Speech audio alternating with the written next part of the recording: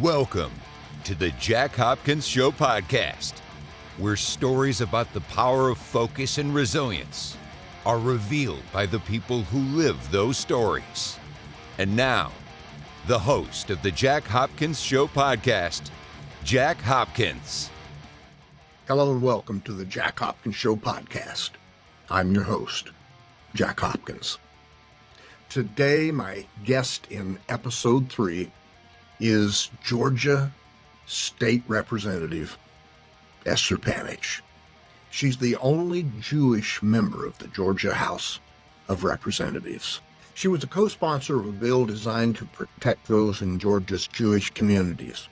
And in fact, in January of this year, Governor Brian Kemp signed into law Bill IHRA, Definition of Anti-Semitism, Anti-Jewish Hate Crime. And Representative Panage was the driving force of that. If you do a Google search, you'll see all kinds of video clips and news clips of her pushing for this. And she pushed hard enough that she got it through. In this episode of the Jack Hopkins Show podcast, you're going to find out what makes her tick. And she's got a story that has to do with how her name came to be, that I think you're going to find as inspiring as I did. And you also might find out how that links up with one of the strongest drives inside of Representative Esther Panitch. So I'm not going to wait another minute. Let's get right into the conversation that I had with Georgia Representative Esther Panitch. As you know, I've really been looking forward to this for a number of reasons. As you already know, because I've expressed this to you, but the listeners or viewers wouldn't know this. You're really somebody that I look up to and admire for the courage. And I know that word gets thrown around a lot. But it's often thrown around and used in situations where somebody's life isn't necessarily at risk. You know, somebody, maybe they go out for a sport that they didn't think they'd be good at, and somebody says, "Oh, you're really courageous." That's not the kind of courageous I'm talking about. And we'll get into the specifics of this in a moment. But you've been threatened. Your family has been threatened, and yet you still kept keeping on. And that is something that it's rare today. So let's talk about, we won't necessarily go in chronological order here. I want to get right into the IHRA definition of anti-Semitism bill that you saw through. I mean, you pushed and you pushed and you pushed, and it got signed into law. So tell me a little bit about, well, let's start with the need for that. Right. So the bill actually, I was elected into office in November 2022. My first session started January of 2023. This bill had been in the works for a year before, but didn't make it it made it out of the House, but didn't make it out of the Senate. And anti-Semitism was already on the rise. So when the lead author, John Carson, approached me when I came into session, because I was the only Jewish person in the entire legislature in 2023, he asked me if I was interested in joining him. And anti-Semitism had been on the rise. It was the highest amount of anti-Semitism Jews in America have seen since maybe ever. And it was sustained. It wasn't one act. It was sustained.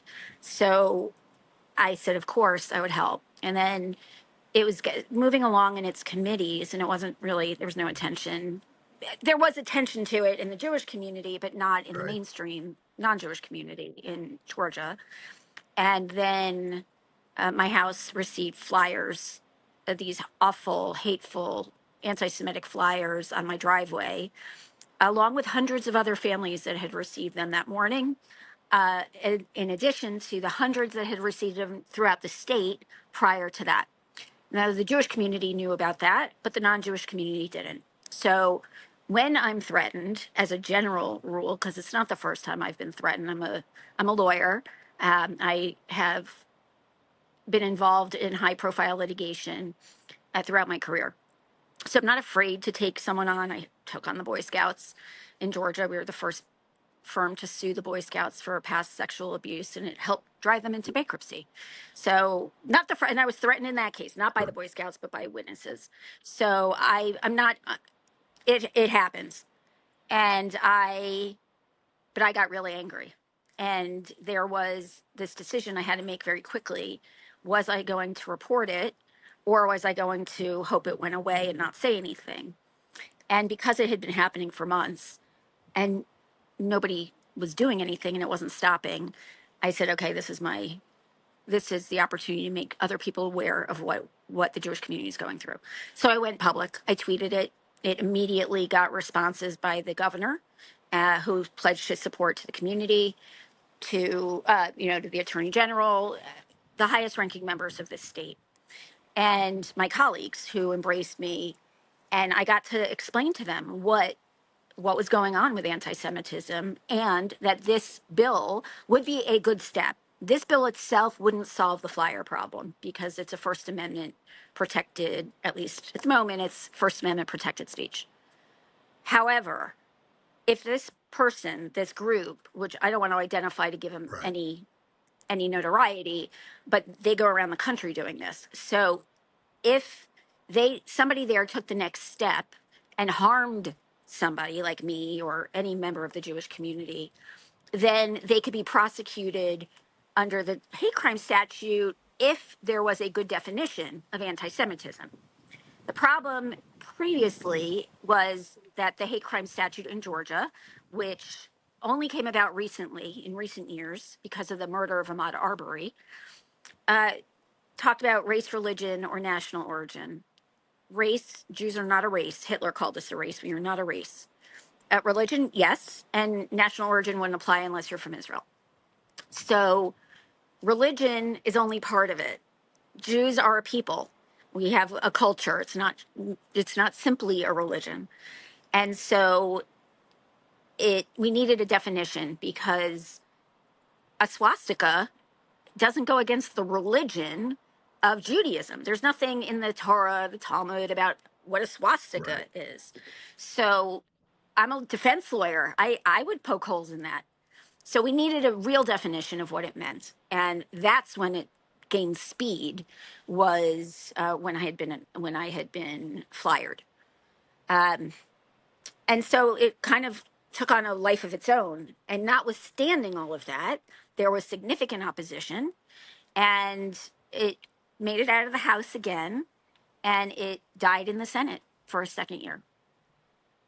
Then fast forward October 7th, and the whole world could see what Jews were being subjected to around the world.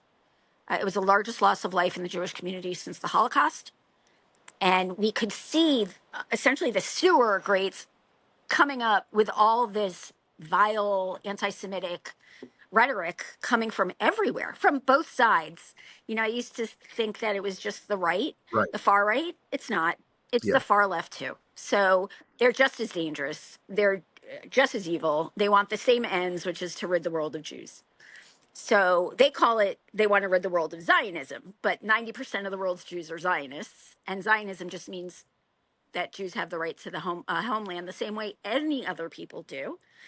And when these people who are protesting don't protest Muslim countries for being Muslim countries or Christian countries for being Christian countries, but only the one Jewish one in the world, there's an anti-Semitism problem. Yes. I think you are at least on the surface, you are familiar with my story. I'm a former Republican. I said, I've had it. I can't do this. I didn't just pull away from Trump. I pulled away from the party. I came to the Democratic Party. And I've got to tell you, it was really October 7th for me that put this in the spotlight. But I was really shocked to find how many people in this new party I had come to were not on board with my tweets defending the Jewish community. And I was just dumbfounded by that. And let me go back, oh gosh, I'll be 58 next month. So 45, 50 years ago, as a child, my take was this. When I would see things about slavery or the Trail of Tears, my little brain back then said, okay, well, I guess some of it is that those people look different from the white people who have this position, and human beings must just hate difference.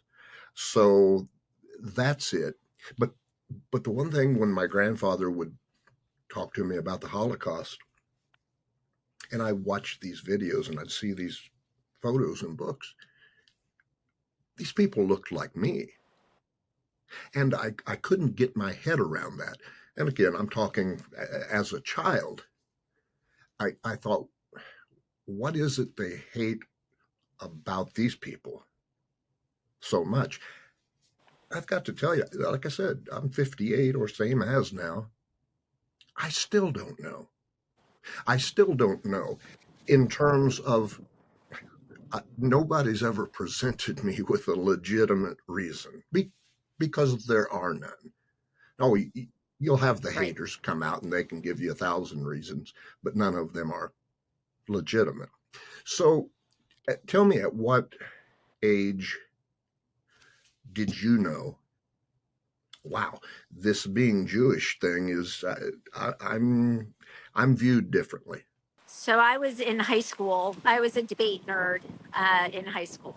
And I actually debated with our now Supreme Court Justice, Ketanji Brown Jackson. We went to Oh, competing really? high schools. We went to summer camps together for Interesting. debate. Her coach was my summer coach. It was all, I mean, it's amazing. So, and it was a really great community. And one summer, I went to for debate camp in Ripon, Wisconsin, and I went with other people from South Florida, and we were meeting new people who we hadn't met before. And we met this girl from Oklahoma. I mean, so I must have been 16, 17, maybe 15. And another friend of mine was there, and we said something that made it obvious that we were Jewish. And this girl started looking at our heads. And my friend, who was kind of a jokester, said, "Oh, we cut our horns this week." And I didn't even know what she was talking about. And this girl said, "Oh, you did a really good job," very seriously. And I was just kind of blown away because I grew up in South Florida. There's a Right. large Jewish community. I went to a Jewish day school until high school. My high school had a lot of Jewish students, so it wasn't.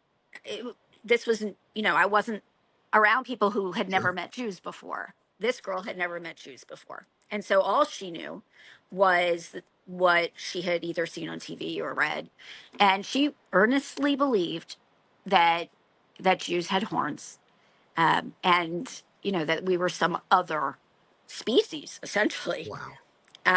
And it really stuck with me. I mean, I still remember it. It really kind of just struck me like there really are hateful people out there. And I don't know that she was hateful. I think she just didn't know. Um, so it was this whole new world that I was exposed to.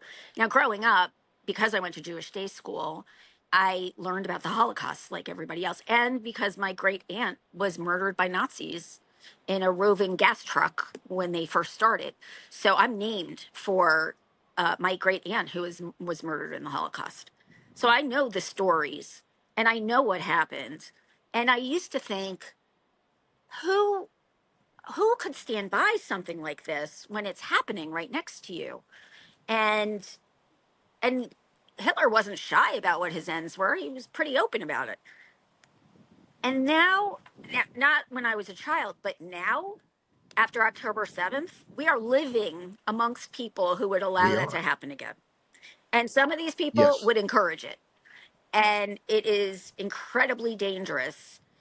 And people don't realize how dangerous it is because they didn't live through it. And a lot of these younger kids who are protesting didn't live through Right. 9/11 either. They have no real conception of what That's a great terrorism point. is because they haven't faced it. I'm 52, you're 58. I remember Yeah. exactly where I was. I remember my reaction. I remember my fear. It all, a terrorist attack is a terrorist attack. And this was like 40 times what happened, proportionately in the United States, what happened to Israel on October 7th.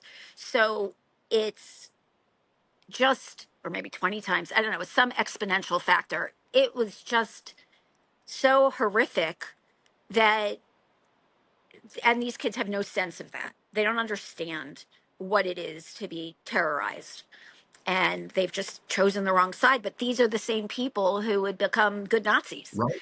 And either the far right or the far left, their tie is anti-Semitism. What brings them together is anti-Semitism. So whether they're fascists or anarchists, anti-Semitism will bring them together. And it's because it's a fear of things are not working out well in their own lives and they need to blame somebody.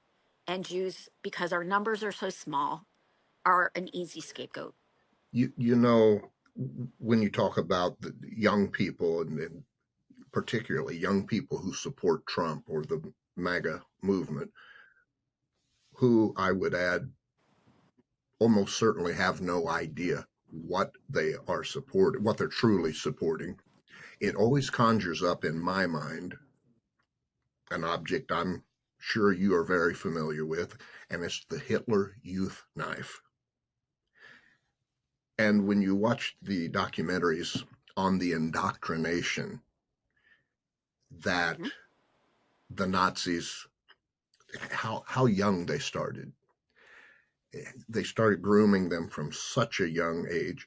And you have, if there was no sound and they didn't have on uniforms, you look and you see apparently innocent children just kind of going to school and doing their thing.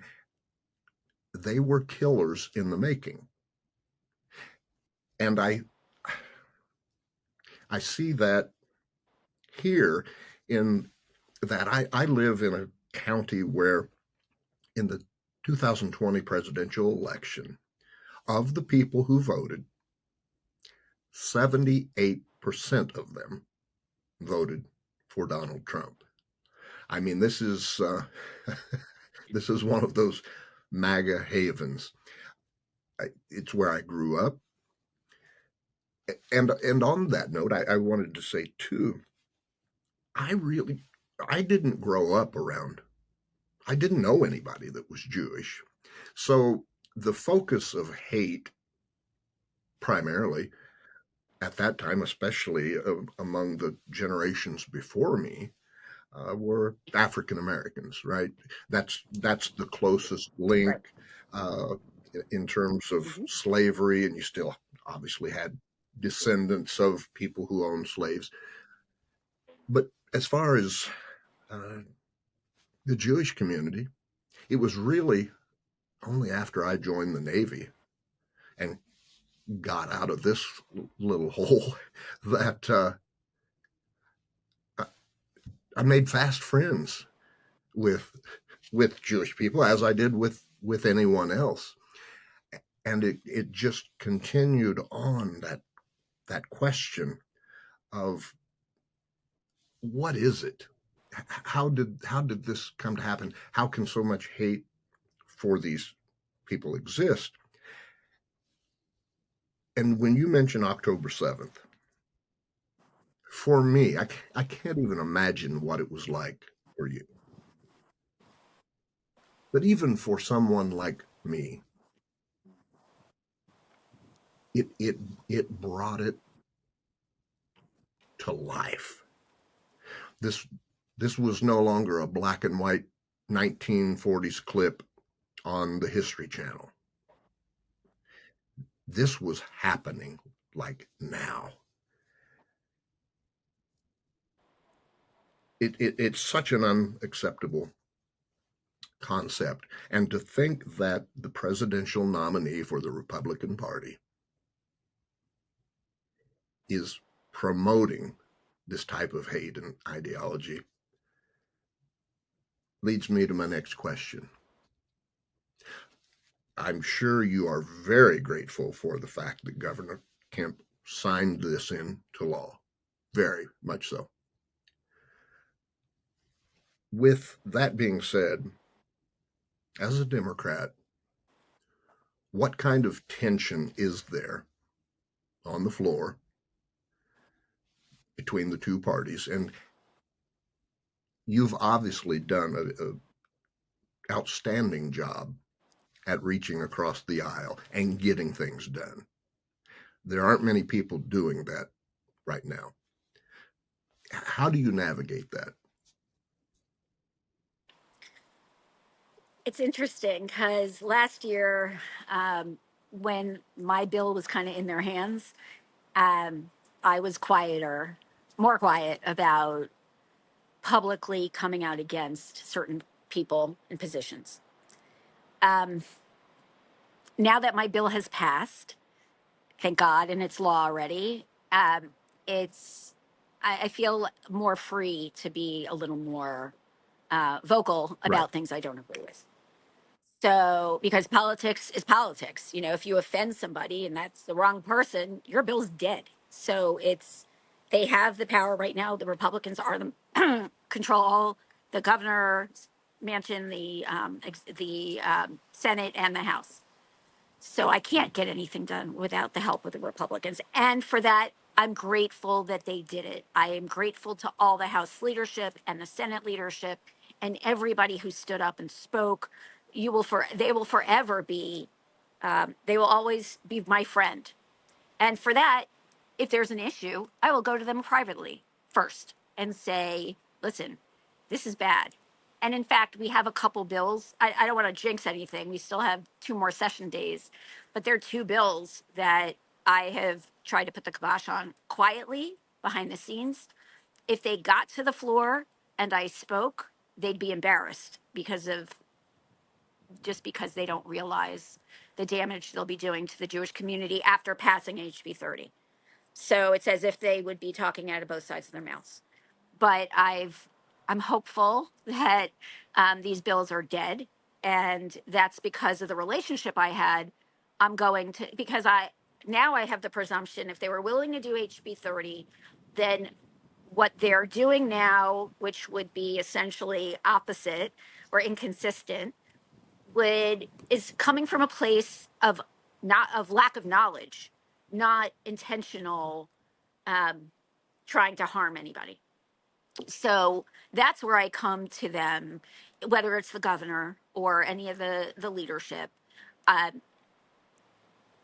I will speak to them privately, even though I could probably make some political hay if I didn't say a word and took my chances. But I think after Trump, we've all learned you cannot play that game. If you need to take out whatever you can as early as you can, because letting it go and coddling and humoring people only gets you to Trump. Nobody really thought he could win. I know people who didn't vote, who I'm still now. I call them every election, say you got to go vote, and people who knew better. And uh, it's you have to work with everybody, but I'm not afraid to tell them what it's leading to. And frankly, quietly, a lot of my Republican colleagues and friends will say, I'm not voting for Trump. He's our nominee, but I'm not voting for him. A lot of them supported Nikki Haley. And, even though if I don't agree with Nikki Haley on a lot of policy issues, she's not a crazy person in the Sure. sense Trump is. She wouldn't destroy Right. the democracy we all Right. treasure. So, but she obviously didn't make it this far, that far. And now we're dealing with a possible second term where he has told us Right. his roadmap. He's going to act like a dictator. I don't know that we'll ever have another election after him. And I don't like to be hyperbolic. I don't like to, but it's that serious because he's only going to put sycophants in these spots where other people stood up to him. We're not going to have the adults in the room anymore. They're all Right. gone. So that's the fear I have of Trump. Policies aside, most of which I disagree, but it's his personality, which has this cult-ish following, and that's really scary. Because right now now he's focused on Muslims. It'll be Jews next. I mean, he's not been a friend to the Jewish community, even though he's done pretty good things for Israel. He's not. He's not a friend of the Jewish community. He's very transactional. If he doesn't like the way you are, you're done. So one person saying something wrong will, ruin it for all of us. But it's terrible. I It's just couldn't agree terrible. more. My position on Trump doing anything for Israel, it's purely political. It's purely political. And Right. when he no longer needs Israel during his campaign, you're right. Yep. It will be nowhere on his mental map.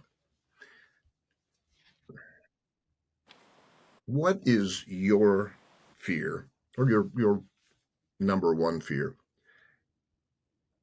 in terms of what Trump might do, not only with the Jewish community, with anybody that he hates, but as someone who's Jewish, what is your number one concern about what a second term of Trump would bring for the Jewish people? Much more political violence, many more threats. And I don't know if he would give DOJ or try to make these priorities in terms of fighting back. So it's deportations of Muslims. I mean, I went to the airport as a lawyer to fight the Muslim ban when it first started. I'm not an immigration lawyer. I didn't know anything about immigration, but I was going to that airport to be as helpful as I can and, try to reunite families or just be there. So that's going to happen. I mean, there's no reason it won't happen. He doesn't respect the courts, so I don't expect that he will abide by any orders he doesn't like, and the rule of law is going to be gone. That's what I'm most afraid of. But he encourages violence, so there's no reason to believe he won't continue that. It works for him. He gets results with it, and people jump on board. So there's no reason he wouldn't continue that. He doesn't have the type of personality that learns from mistakes. So, he's going to do what he wants, and the people around him are going to enable him, and that's my biggest concern. Those are my biggest. There are a lot of them, Right. but those are my biggest concerns. The one thing I will say in Georgia, Governor Kemp stood up to He did. Donald Trump. Now, this whole thing that about the elections, and so did Brad Raffensperger, and there were a lot of people who stood up in Georgia to Donald Trump.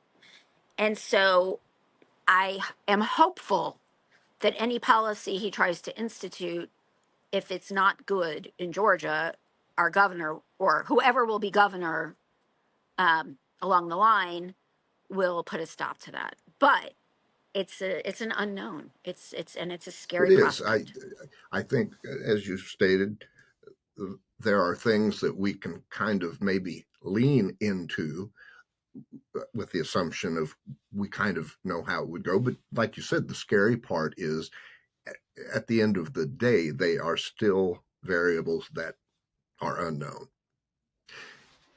Given that you are in Georgia, not that you are part of directly related to that process, but still, you're in Georgia. What's your gut on Fannie Willis and how this is going to turn out? Well, this is a strange circumstance. I know everybody personally in the courtroom. Whenever there's a hearing, I know the judge, I know Fannie, I know the defense attorneys. Obviously, I don't know the clients, but it's strange to watch this play out for me because I do know people, not just watching them on TV. I think the consensus is Fannie really made a poor judgment decision. And I think if situation was reversed and the DA was a man or her predecessor who had an affair with somebody who he had the power to hire and fire, we would be demanding his head because it's unacceptable. Notwithstanding that, the law in Georgia requires actual conflict, and the defense lawyers didn't meet that burden. So I like what Judge McAfee did and said, okay, one of you has to go. And it really had to be Wade, because otherwise, if Willis went, her whole office went, which Right. would have helped nobody. So Wade's gone. The people of Georgia spent a lot of tax money on a prosecutor who's not there anymore. And,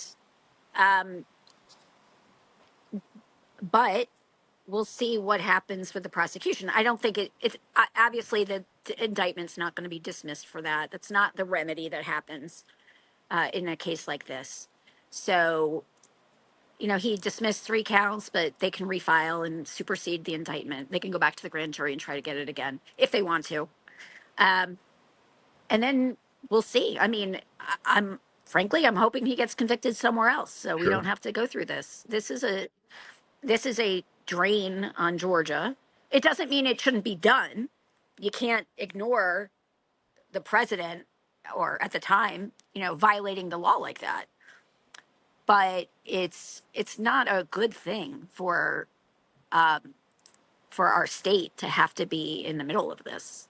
We'd rather be doing other As a things. defense lawyer, and of course, I'm asking you to speculate here, so I'll make that clear. What's your gut on what happened and how it might influence jurors? So the jury is going to be questioned about it, but it's not enough like, do you know what happened? It's, will that prevent you from giving the defendant a fair trial? So now Fulton County on the whole is pretty blue. But I've gotten acquittals. I mean, there are people, they don't not convict people if they've taken an oath to weigh the information. I mean, I ended up as the foreperson of the Fulton grand jury. I think it was 2019 for 2 months. And even though I'm a lawyer, they couldn't keep me off once my number hit.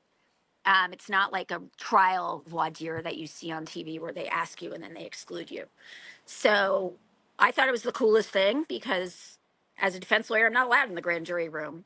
But I took an oath. If there was probable cause, I would indict. And I signed indictments, notwithstanding I'm a defense lawyer. So people like to honor their oaths. And the jurors I know have all taken it very seriously. Juries that I've talked to after my trials, they all take it very seriously. It's their civic obligation, and they've sat through the trial. They want to do the right thing. That doesn't mean they always Sure. get it right, but I think they try to get it right. And I think they're going to weigh the evidence. The challenge is we have to keep out any external forces, threats. These jurors' names should be sealed, and they're going to need protection. So I think if they feel safe, then they're going to do what they can do. But if they don't feel safe, it's going to be a lot harder. So that's why I'm hoping somebody else convicts him first, and Right. then, you know. we don't have to worry so much about this. Very true. I have several friends who are lawyers. Some have mostly been prosecutors, and others have mostly been defense lawyers. And so I have a little teeny idea of how they think about the world when they watch the news. Defense lawyers tend to look for holes in things, and prosecutors tend to look for, okay, I would do this. So as a defense lawyer, and I don't know that I've seen anybody asked this on television. As a defense lawyer, when you look at the various trials that are coming up with Donald Trump, if there are any weaknesses or things that concern you as a U.S. citizen, what might be the primary issues for the prosecution? So the only challenge I see in the case, the documents case with Jack Smith, is the judge, who seems to be giving him every benefit of every doubt.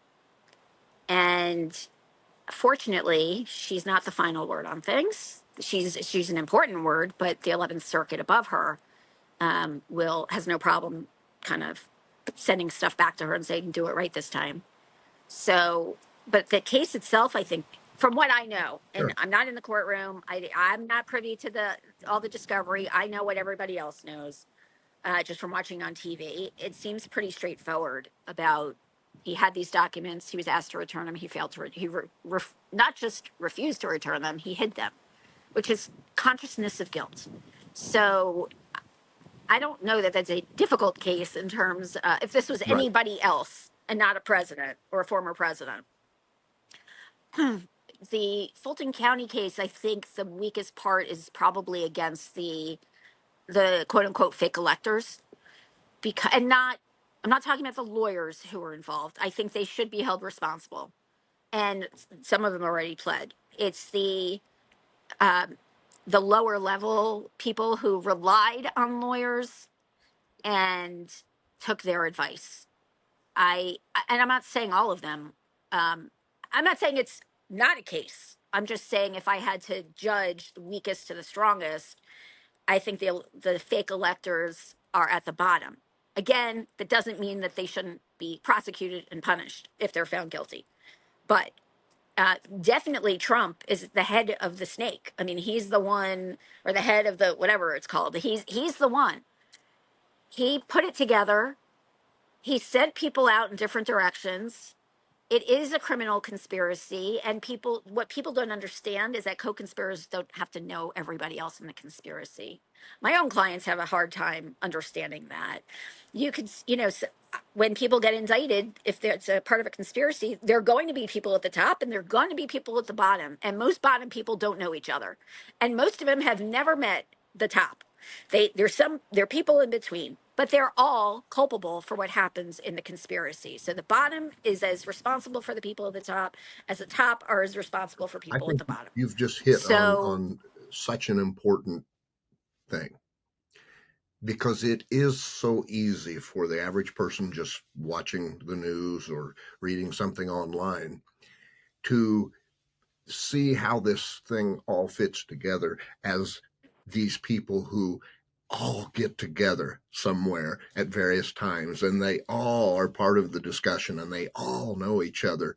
And you bring up the fact that that's not at all how it goes. And I would think, as somebody prosecuting this case, that makes it more difficult. yes, it does. But if the jury instructions are clear, it will be obvious that the law is you don't have to know everybody else in the conspiracy. A conspiracy is two or more people uh, intending to do something illegal and usually doing an overt act. So here you have all of that. And just because, the person at the bottom doesn't know Trump or doesn't know that there were other branches of this conspiracy, like in Sure. other states, to do the fake elector, the fake certificates, then you don't have to. That's not required to find you guilty. If you committed the crime, you intended to do something unlawful, uh, then, and you did it, you did something towards it, then you are guilty. There's not less guilty or more guilty. The only thing that would impact is sentencing. So at a sentencing, yes, the judge would punish the kingpin or the head much harsher, as they should, than Sure. the person at the bottom. So, that's where the difference comes. It's not in the guilt or innocence of the person. It's the amount of punishment that they're going to get relative to the other people in the conspiracy. How critical was it that this was brought as a RICO case? And what would we be looking at now? So RICO makes everything more complicated. It is a confusing subject, even among lawyers. It's it and it's very broad in Georgia. It's much broad. The Georgia statute is much broader than the federal statute. And I will say the person who wrote the RICO book in Georgia, John Floyd, is a colleague of mine, and we both worked on the Oh, Boy wow. Scout case together. So, I mean, I haven't spoken to him in years, but he knows of which he speaks. And so I don't doubt that it's a RICO. You don't need that much in Georgia to make something RICO, but it is difficult explaining it to a jury. So if you could just go to the substantive crimes versus this conspiracy, RICO conspiracy, things would be much more simple. But it's um, it's a challenge for any prosecutor to deal with a RICO case. Now they have been very successful in many of those cases. So they use it against gangs all the time. They use it against drug cartels all the time. They use it against the Atlanta public school teachers when there was a cheating scandal. So you don't have to be the mafia to have a RICO case against you. Um, so it makes it harder for the prosecutors to explain to non-lawyers, a jury of normal people in the community, and likely none of whom are lawyers, to get them to understand the concepts. But I think if they can simplify it to, here's the conspiracy, and draw it out for them. Here's the top. This is what each person was assigned to do. They didn't have to know each other. And this is what happened. And this is the result. And why it's a violation of the law. Um, then I think they're okay. But I think RICO is too broad in Georgia. But that doesn't mean that this case wouldn't be an appropriate RICO charge. That's interesting because by and large, most people, what they see in the news or what they see on the talk shows, people saying, oh, wow, he's hammered now. They look at the advantages of it being a RICO case. But that's interesting. And I learned something here as well. I've never heard anybody talk about the potential disadvantages of a RICO case, such as explaining it to the jury. So very interesting. When all is Yeah, it's confusing. It's not as straightforward as it and appears and for a I'm prosecutor. guessing that confusion is never good for a jury.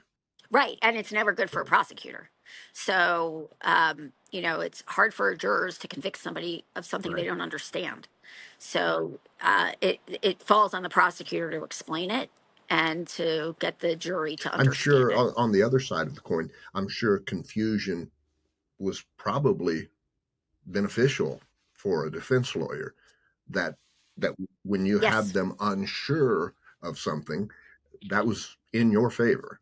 Oh, yeah. And it's easier to find reasonable doubt if the jurors don't understand the concepts of RICO anyway. So, it's hard. I mean, look, they get convictions, so it's not insurmountable, but you need a prosecutor who can explain it in English, plain English to a jury so they Right. understand it. Let's shift a minute, and I want to talk about, I guess, your faith, but not it doesn't have to be exclusively your faith. But the question I have for you, where do you draw your strength? For example, when you were the opposition, you were getting on this bill, getting the flyers and the threats, and still saying, you know what, I have a job to do and I'm going to do it. Where do you draw from for that? Huh. I think just the way I grew up, my mother, strong woman, and would stand up for things even that weren't necessarily popular. Uh, but knowing the silence is deadly, could be deadly. Not speaking up. When Trump won in 2016, I was covering a murder trial for our local TV station. So I was out of town and nobody slept that night. I called my kids in the morning. I said, we're going to be okay. And then I asked my husband, how are our passports? Like, are they up to date? And I said essentially to myself, I got to do something because yelling at the TV is not going to get me anywhere. And I have skills. I have the ability to speak. And I, if what else am I using it for if not to make sure we're safe? So, and our country is protected and secure from internal threats as well as external threats. So I guess that's it. I mean, I also have a stubborn streak. That's So helpful. um, I'm sure that helps. Yeah, and I'm slightly competitive. So on things I care about, I don't really care like sports or anything like that. But on things I care about, I'm competitive. So there's a push. Uh, there's an internal drive that, uh, and things that like I've been lucky in my law practice to do well that I can choose cases that aren't always in my wheelhouse, but I can learn and bring in experts who it is in their wheelhouse, like suing the Boy Scouts. And because you hear things that just upset you so much or Right. piss me off that I'm like, okay, I'm going to chase this down. I don't know where it's going to go, but I'm going to try and let me see where I can go. So I investigated that Boy Scout case for 6 months, going up to this small town where this predator had been traded, and he was a a pillar of the community. He literally had statues. He was alive, and I went up for 6 months, weekend after weekend, library, microfiche, all the things, and before I would file that case because I knew the allegation in itself is will bring somebody's Sure. life down. So it has to be accurate. But I've been threatened. I've had cases in my community before where I took a stand contrary to the will of the community, and only later to have them apologize, and and realize I was right about that. So I know it's my name on the line, and I only have one of those. So I'm not going to put myself out there for something I can't support. But a lot of times I'm first out there, and I just have to wait for people to catch up. But it's I don't lose sleep like I used to when I was younger about it because I know what my abilities And are. it's everything you've described is very obvious to anybody paying attention. You live it, you demonstrate it, and that's why I asked the question, because it is so obvious. And by the way, I happen to know a guy who also has a real healthy stubborn streak, and it may be why we get along so well. I don't know. It gets Yes. me in hot water sometimes. For instance, as I'm sure you are aware, I will quite often post things that I know aren't going to set well with some of my followers. But my pledge to my role on social media was that above and beyond everything else, I'm going to be authentic. I'm not going to cater to my followers in hopes of not losing any or of getting more. I'm just going to be me. And sometimes me is probably going to be a little tricky to digest. But, I think in the end, Right. it all works out better when you are true to yourself and are authentic, and being true to yourself with the big picture in mind. When I'm true to myself, as I am sure is the case for you, you're not being selfish. You're being true to yourself within the context of the greater good. And I think that's important, because if you're just true to yourself because you just want to be true to yourself, that starts getting into Donald Trump like behaviors. Right. So, Right. looking forward at your career, let's go 5-10 years down the road. Have you thought that far out in terms of accomplishments, or do you just Nope.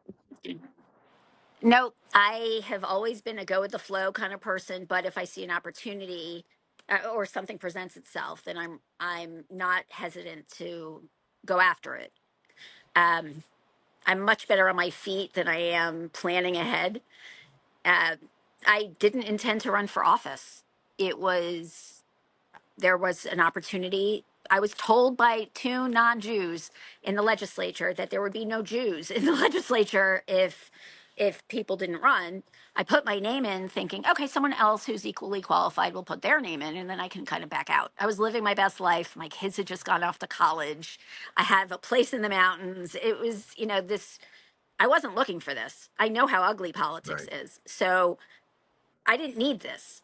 But that also gives me the freedom, because I don't need this to as my identity, um, to make decisions that I think are in my district's best interest and what I think is right. I don't have to pander. I'm 52. I'm a Right. grown woman, and I'm not doing this for anybody else. I'm not doing this to please somebody else. If the good people of my district think I'm not in their interest, then they'll vote me out, and I'll go back to my life, and I'll actually start earning more money again, because being out for a lawyer out of practice for 3 months is not good for the Right. business. But I'm grateful I have this opportunity. I'm grateful I've been sent here, but at the same time, I'm not going to pander. I was threatened by the far left with a primary, and it never materialized. So even if it did, I wasn't changing my view. I mean, there are things I have signed on to a Republican letter in my house. I was the only Democrat to do it. What are they going to do? If I see something right, no matter who is doing it, I will agree with it. So I don't have this, oh, if it's a Republican, you can't give them anything. If something's a good law, I'm going to vote for it. I don't Right. care who sponsored it. So I don't have that need to be, um, I will never put party over country or party over state. And so there are times I've disagreed with my party, and there will be times I Sure. disagree with my party. But I don't, the worst that happens is I don't get reelected, and Right. I'm okay with that. And I think So, that's such an important thing about you, and why we need more people in politics with that attitude. I'm sure you were aware of the online spat between myself and Ilhan Omar, which actually carried over into private messaging. And here's the thing: I believed and still believe that what I had addressed with her was wrong. It didn't matter to me that she was a Democrat, in leadership in the Democratic Party. By my estimation, that should never matter, because once we stop being willing to call people in our own party out, then the whole concept of democracy just crumbles, and you wind up with yep, something like MAGA and what we're seeing now. yep, yep. We have our own MAGA. They're just called, we just haven't given them a name yet. But it's yeah, the left has their own, so you have to call it out. Otherwise, when we see Republicans calling out other Republicans, we call them brave. Right. So when it happens to us, you can't No. call it treasonous, or that you're a Democrat in name only. Fair is fair. And if the Republicans are doing something bad or the Democrats are doing something bad, they have to be called out. You might call them out in different ways. I would prefer to call them out, talk to them privately, and give them the opportunity to do the right thing. And then if they don't, then come after them publicly if it's necessary. But so some people may have different Sure. approaches to it, but it's you have to be, otherwise people just get emboldened and continue to do what they're doing. So there has to be some line that people can't cross, no matter what side There it's does. on. And an example for me of very 24 hours ago, I've become increasingly willing to voice my views on Merrick Garland. And boy, I've really gotten some stiff pushback on that. And my point on this, everyone talks about how fearful they are that if Trump is reelected, that you'll be too afraid to say anything about anybody. You'll just quietly go in your little corner and not say anything against them, not question them. And yet at the same time, when people tell me I shouldn't be doing that, they are advocating for the same thing they are telling me they fear from Donald Trump.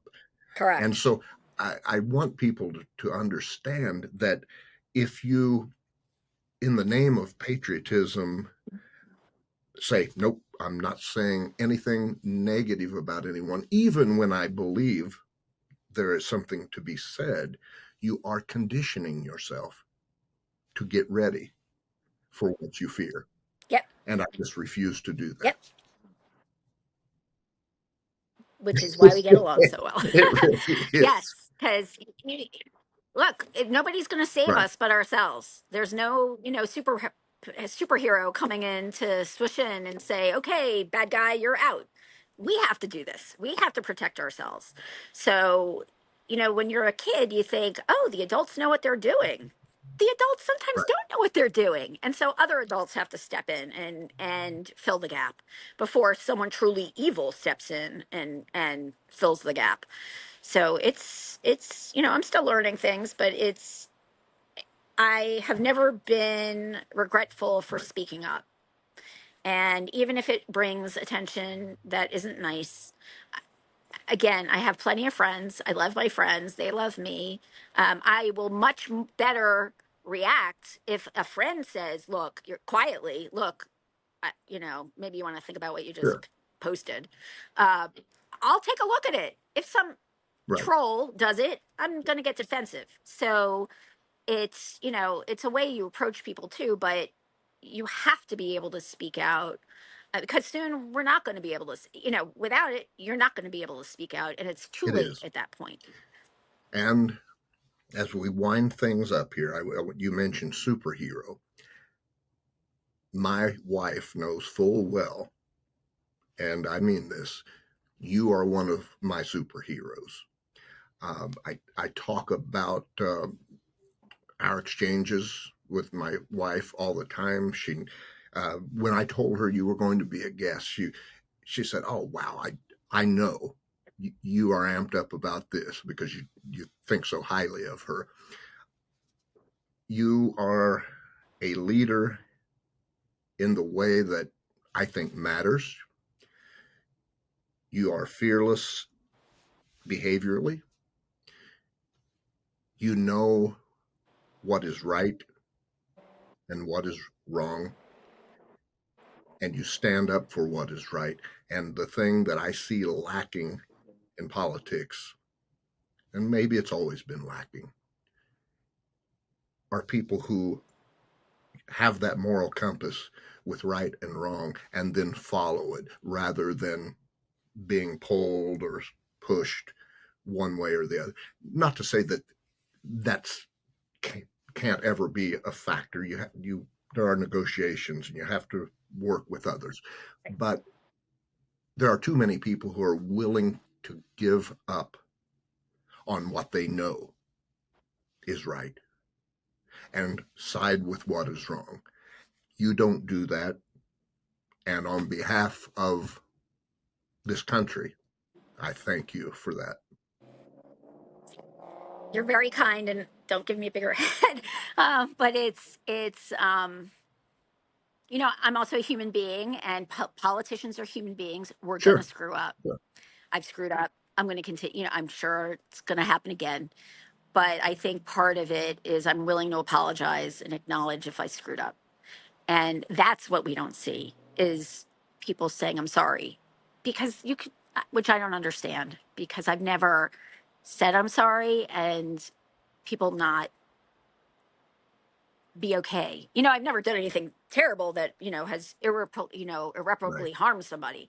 But um, but I will make mistakes, and hopefully there's space for people to allow people, even politicians, to make mistakes as long as they're willing to own them and then move forward.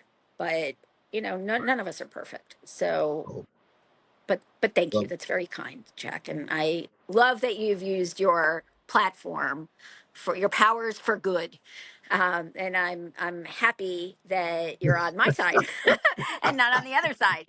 So, and that we need to keep calling people out. It, Me too. I need to be called out if I get a little too high on myself. But we have to be able to own our mistakes, make mistakes, and own them, and well, then move forward. you're spot on. And as somebody who screws up on a daily basis, I fully understand that. And I will tell you, look, it was not fun coming out and saying, I made an awful mistake by voting for Donald Trump in 2016. It didn't win. Didn't win me any. Well, I can't say that. It did win some friends from the left, but it also cut me off from a lot of friends that I've had for 40, Yeah. 45 years. That's never fun, but it was right. It was the right thing to do. And you just accept that you're going to deal with consequences and go on. And that's how you live. So I thank you so much for being the third guest ever on the Jack Hopkins Show podcast. What a fantastic way to spend my day. So thank you for taking the time out of what I know is an extremely busy schedule. And thank you for the beautiful backdrop we've been able to enjoy today. That's fantastic. Jack? And we'll do this again sometime if you're up for it. Jack, hopefully you have what you need. All right. First of all, we had a little connection glitch there during like the last 30 seconds of the podcast.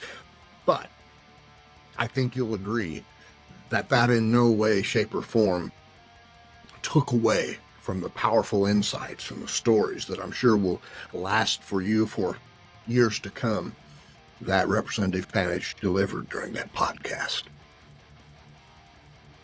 Look, hate crimes are up in the United States. They are. Jews make up 2% of the population in the United States. 2%. And of all hate crimes committed, attacks, hate crimes against Jews make up 64% of all hate crimes. And they're 2% of the population. Representative Panitch answered the call. She's out there doing things. She's out there moving and shaking, making things happen, making her state a safer place for Jewish communities and for Jewish families to live, work, and play. For a little over a year now, I've been able to call Representative Panitch a friend. And if you watched the podcast, if you listened to her insights and just watched her, I think you've got a pretty good idea why I'm proud to be able to call her a friend. And as such, I'd like you to do something.